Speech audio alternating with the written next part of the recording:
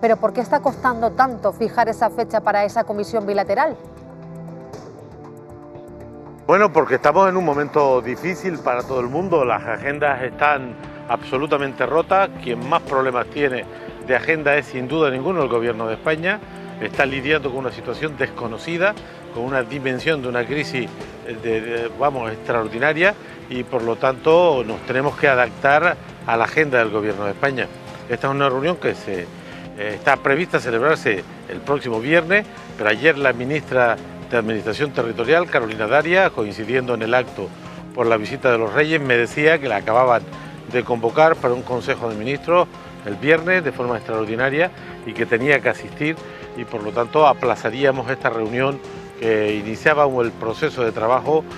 sobre 3 asuntos. El asunto referido a los temas migratorios, enormemente grave, delicado y que necesitamos un compromiso más firme del Gobierno de España. Lo referente a los procesos de transferencia que el nuevo estatuto establece, que tiene su complejidad, y el asunto de la financiación, que es lo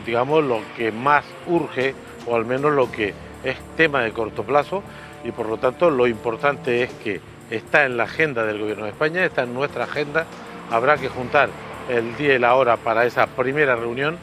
pero ya hemos abierto brecha, como se sabe, con el fondo de 16.000 millones, que vamos a tratar de mejorarlo en el trámite parlamentario y sobre todo con la modificación de la Ley de Estabilidad Presupuestaria que permite por primera vez en una década que las comunidades autónomas que tenemos superávit lo podamos aplicar a gasto público. Por lo tanto, no partimos de cero, estamos avanzando, pero necesariamente hay que ajustar agenda y si no puede ser el próximo viernes, supongo que será la siguiente semana, pero lo importante es que hay diálogo, que hay avances, que hay respuestas y en ese terreno nos vamos a seguir moviendo, siendo muy exigentes con el Gobierno de España, ¿no? Y, señor Rodríguez, ¿cuándo se va a buscar hueco en esa agenda también para liberar el superávit municipal de cabildos? ¿Por qué se tarda tanto en dar esa respuesta?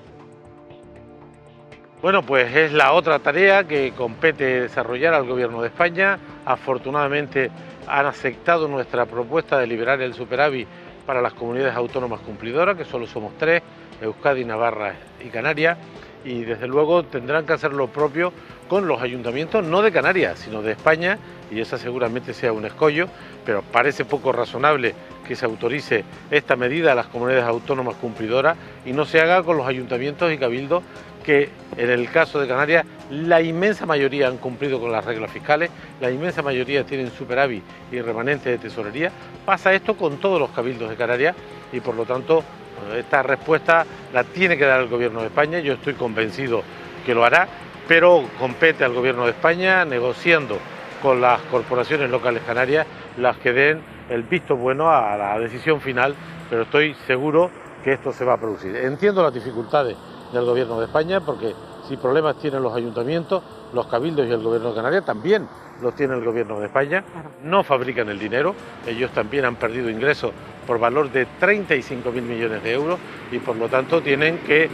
compaginar las muchas necesidades que tienen en estos momentos para responder a la crisis social y sanitaria, pero tienen que responder a las necesidades de los ayuntamientos canarios, de los cabildos canarios y del Gobierno, que aunque tengamos el superávit, no es suficiente. No. Necesitamos todavía 600 millones de euros, pondremos sobre la mesa en la negociación 500 millones de la dichosa sentencia de carretera y si fuera necesario recurrir al endeudamiento. Por lo tanto, hemos abierto brecha, los problemas no están resueltos, están encauzados, van en la buena dirección y yo creo que esto es lo importante y es que estamos avanzando, seguramente más despacio de lo que nos gustaría, pero hay que comprender las dificultades de los demás y la mejor manera de comprenderlo es ponerse en su lugar y no es precisamente un buen lugar hoy gobernar España. Bueno, a Madrid y a Bruselas, es decir, primero que nosotros somos frontera sur de Europa, de España, estamos aquí a escasos kilómetros del continente africano, hay un continente con gravísimas dificultades económicas, con pobreza, con miseria, con represión política también en algunos estados y por lo tanto somos frontera y vamos a estar sometidos a la presión migratoria. Este es un fenómeno global que va a incrementarse en los próximos años, y lo que queremos es que el Gobierno de España destaque aquí los medios humanos y materiales para responder a esta crisis, que es una crisis también humanitaria, que esta es una tarea que compete al Gobierno de España. La competencia en esta materia es clara. Si la gente que llega aquí es menor de edad, la tutela la tiene el Gobierno de Canarias con la colaboración de los cabildos, y tenemos casi 700 muchachos en esta situación, pero la gestión de la atención, la respuesta humana a estas personas que llegan, la tiene el Gobierno de España. Y lo que pedimos son medios, recintos, y que cumplan con su deber. Insisto que esta es una tarea de ellos, comprendemos también las dificultades, pero ahora además arrecian las dificultades. Hemos aumentado casi un 700% la llegada de inmigrantes en lo que va de año en relación al año anterior. Las previsiones apuntan a que esto va a seguir aumentando, y por lo tanto queremos que el Gobierno de España, hablando el lenguaje que entienda la gente, se ponga las pilas y tenga en cuenta que esta frontera sur es de su competencia, de su responsabilidad, y tiene que disponer de los medios humanos, materiales, dar las respuestas que este fenómeno tiene, y para eso debe exigir también a Bruselas compromisos y políticas comunes en materia migratoria, porque en este terreno Europa también tiene una asignatura pendiente. Claro. Ángeles Arencibia le va a preguntar, vicepresidente. Buenas tardes, vicepresidente. Buena parte de nuestros problemas dependen de Europa. Lo que quería preguntarle es cómo ve usted la situación de la negociación de todos esos fondos europeos que están ahora en veremos, y en referencia a la postura del Partido Popular, que hoy Pedro Sánchez pues le ha pedido que apoye a su gobierno y no se ponga en contra, ¿no?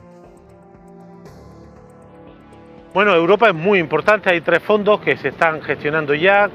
a los que tienen acceso los estados que forman parte de la Unión, por lo tanto el Estado español. Me refiero al SURE, que es un fondo destinado al reaseguro para las prestaciones por desempleo, para los ERTE. Hay un fondo, el MEDE, para atención sanitaria. Hay recursos para prestar a las empresas y mantener la liquidez de las mismas, y está el gran fondo de reestructuración, que está pendiente de decidir, que son 750.000 millones, de los que 500.000 serán ayudas, serán transferencias, si al final el acuerdo es un acuerdo de consenso y todavía está construyéndose. Es fundamental que los eurodiputados españoles defiendan esta posición. No se puede aquí en el Parlamento de Canarias venir a pedir el oro y el moro al Gobierno de Canarias, sabiendo de las dificultades, y luego ponerse del lado de la extrema derecha de Centro Europa, negando el derecho que tienen los países del sur a acceder a esos fondos. El Partido Popular, como siempre, con un doble lenguaje. Aquí dice una cosa, en Madrid dice otra, y otra muy alejada en el tema europeo. Es fundamental que los que representan a España en el Parlamento Europeo, como una piña, defiendan la necesidad que tenemos los países del sur de que las ayudas europeas vengan sin condiciones. No vamos a aceptar recortes, no vamos a aceptar austeridad, que ya vivimos con el Partido Popular de manera muy dura entre el año 9 y 14, y por lo tanto que sean consecuentes, que sean coherentes, y que si de verdad ejercen eso que ellos llaman el patriotismo, defiendan al Estado español en la Unión Europea, porque eso es defender a los ciudadanos de todos los territorios del Estado, y no vale una cosa aquí y otra allá. Ajá. Pepe Moreno. Sí, señor Rodríguez, buenas tardes. De todas maneras, mire, estamos un poco aquí a ver qué sacan de más, ¿no? Porque lo del superávit solo le ha afectado a 4 comunidades, entre las que está Canarias, por supuesto, que usted venía reclamando esos fondos para poder tener algo más de dinero, pero luego en el resto de las partidas, como puede ser ese de la sentencia de carreteras y demás, no hemos avanzado demasiado. Uno pensaba que el tener un gobierno aquí del mismo color que el del gobierno del Estado iba a tener esto otra repercusión y sobre todo otra manera y otra velocidad de desenvolverse las cosas, pero es que es poco lo que hemos conseguido hasta ahora. Lo del superávit era de una justicia increíble y solo había 4 comunidades. ¿Qué más? Porque dice que no se nota mucho el movimiento, pero es que yo lo veo medio parado el movimiento. Bueno, lo del superávit es reformar después de una década una ley que viene siendo reclamada su reforma por algunas fuerzas políticas, entre ellas la mía, desde hace muchísimos años. El superávit no es un asunto del mes de marzo, el superávit es un asunto de hace muchísimos años, y yo creo que es una buena noticia, y Canarias ha empujado muchísimo para posibilitar reformar esa ley. Esa ley hay que reformarla en mayor profundidad y hemos dado un paso, hemos metido la cabeza y hay que meter el cuerpo. Sin duda ninguna no vamos a bajar la guardia con los 500 millones de la sentencia de carretera. Tiene su complejidad, pero tenemos razones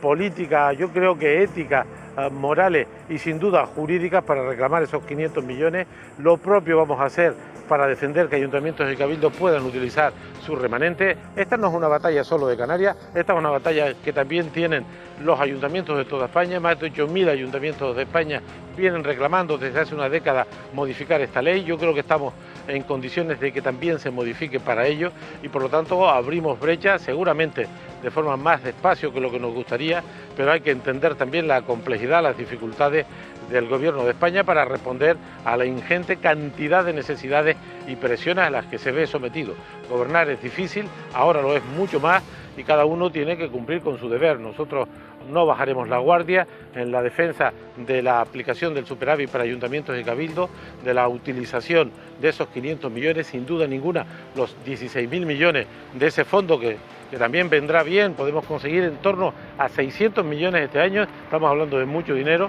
nos parece poco, siempre nos parece poco y lo pelearemos, por lo tanto, sin bajar la guardia, con persistencia, con argumentos, con razones, conseguiremos pues vencer las resistencias que en ocasiones son pues de dificultades objetivas que también tiene la otra parte, pero insisto, no vamos a bajar la guardia, vamos a persistir y de la misma manera que algunos decían hace 20 días que no iba a haber modificación de la ley de estabilidad para aplicar el superávit, ya está modificada, es un avance histórico después de 10 años, claramente insuficiente, lo digo con la misma claridad y contundencia, pero yo creo que vamos en el camino correcto y en el mientras tanto nosotros tenemos capacidad para solventar los problemas de liquidez del conjunto de las administraciones. Yo ayer en una negociación con la FECAN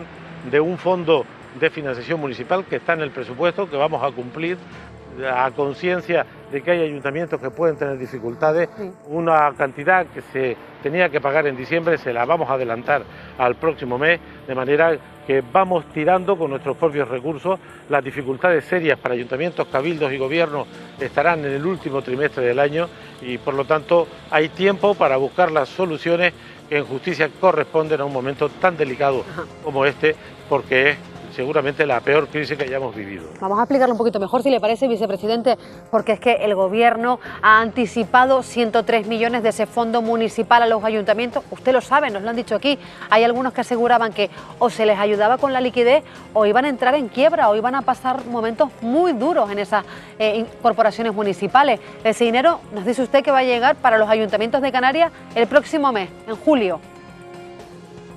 Sí, vamos a ver, nosotros tenemos un fondo que no tiene ninguna comunidad española de envergadura de 303 millones de euros que de recursos de la comunidad transferimos a las corporaciones locales, a los ayuntamientos de Canarias para ayudar al desempeño de sus competencias y tareas. Y es un fondo muy consolidado que está en una ley reguladora y que este año tocaba pagar el 35% en abril, lo pagamos, 103 millones y el resto a final de año con las auditorías correspondientes. Hemos discutido, hemos negociado, hemos evaluado la situación de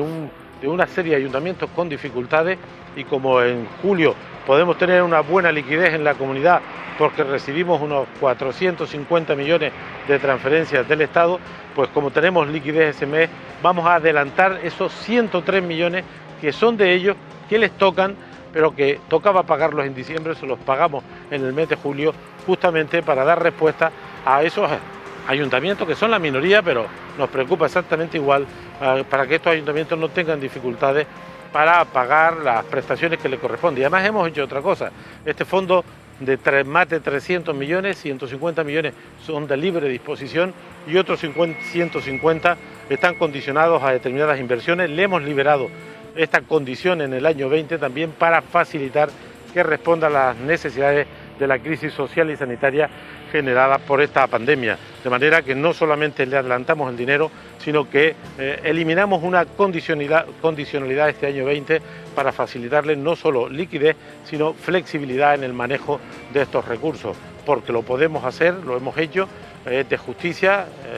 el proceso de diálogo con las corporaciones locales es constante, estamos muy cerca, sabemos de su valor en el desempeño de la cosa pública en el día a día, especialmente frente a la crisis, y por lo tanto estas dos modificaciones que las tenemos que llevar ahora a rango legal, pues las hemos hecho previo diálogo, negociación y por lo tanto respondiendo a una necesidad que afecta a la ciudadanía de Canarias.